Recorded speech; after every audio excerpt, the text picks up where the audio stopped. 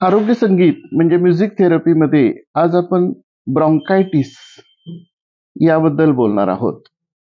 Bronchitis म्हणजे फुफ्फुसातील श्वसन नलिकेला सूज येणे. याला ब्रॉन्कियल ट्यूब्स म्हणतात. यामुळे खोकला, श्वासाला त्रास आणि छातीत दुखणे यासारखी लक्षणे दिसू लागतात. ब्रॉन्कायटिसचे प्रकार दोन आहेत. पहिला प्रकार आहे तीव्र ब्रॉन्कायटिस. हा संसर्गामुळे होतो आणि काही दिवसात बरा होतो. दुसरा आहे दीर्घकालीन ब्रॉन्कायटिस.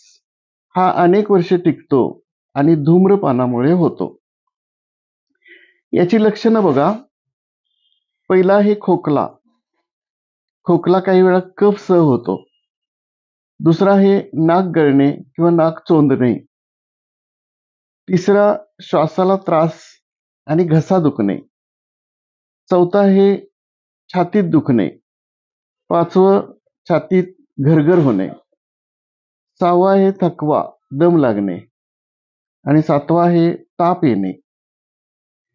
ब्रॉन्कायटिसची काही कारणं आहेत.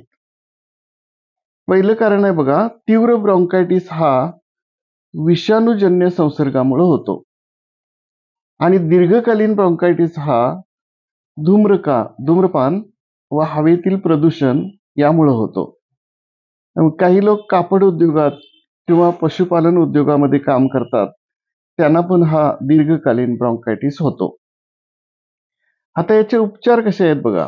पहिली गोष्ट आराम करणे, भरपूर पाणी पिणे, खोकला कमी करण्यासाठी औषधे घेणे, डॉक्टरांचा सल्ला घेणे, अँटीबायोटिक्स, ऑक्सिजन थेरपी वगैरे गोष्टी डॉक्टरला विचारून करणे, धूम्रपान सोडणे आणि सहावी गोष्ट इनहेलर वापरणे.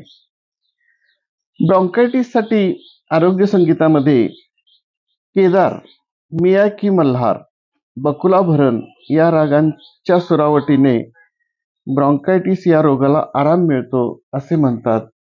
थँक्यू.